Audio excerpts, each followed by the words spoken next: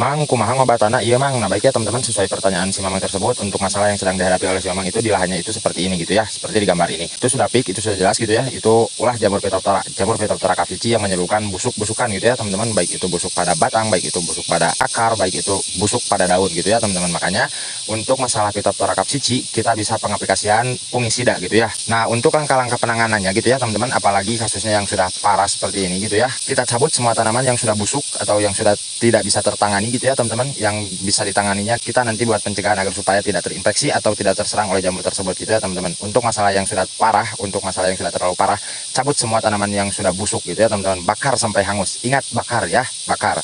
Nah untuk kocor fungisidanya, untuk hari yang pertama kita bisa pakai Propikur seperti itu ya teman-teman. Propikur bahan aktifnya Propamuka bihidroklorida.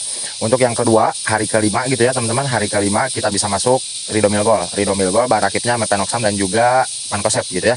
Jadi perpaduan antara kontak dan juga sistemik. Jadi untuk bagian yang kontak di bagian luarnya itu ada, untuk yang masuk ke dalam jaringan selnya juga ada, seperti itu ya teman-teman. Karena untuk jamur Phytophthora ini menyerangnya bagian dinding sel, bagian jaringan sel gitu ya teman-teman.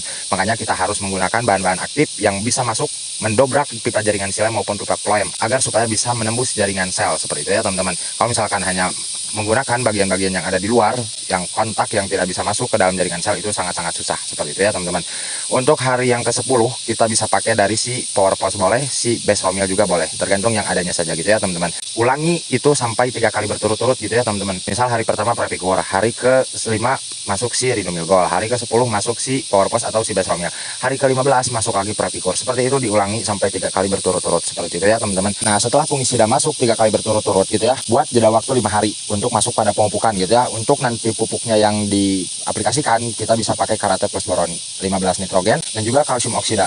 Kalsium oksida di situ ada 26% plus ada 0,3 boron. Seperti itu ya teman-teman, dosisnya 10 gram per 1 liter. Jadi untuk 1 liter itu per 4 tanaman. Jadi kalau misalkan untuk 1 kilo per 50 liter itu untuk 200 tanaman. Seperti itu ya.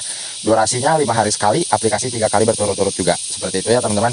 Untuk kalsiumnya untuk jaringan sel akarnya gitu ya, khusus akar, agar supaya akar yang sudah rusak dia akan menciptakan akar yang baru yang lebih kuat lagi, seperti itu ya teman-teman. Untuk boronnya, boron itu penghasil juga gitu ya, penghasil akar baru, pencipta tunas, dan juga kemudian untuk membuat si kalsiumnya agar supaya akar baru yang tercipta itu semakin kuat dan juga tidak mudah terserang lagi, seperti itu ya teman-teman. Dan untuk si nitrogennya sebagai sumber energi atau tenaga pertumbuhan. Yang penting kita aplikasikan fungisida yang tadi saya rekomendasikan gitu ya, atau yang sudah saya informasikan.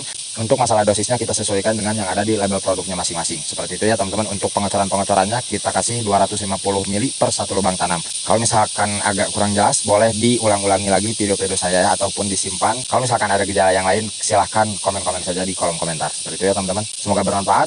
Sukses terus untuk seluruh petani.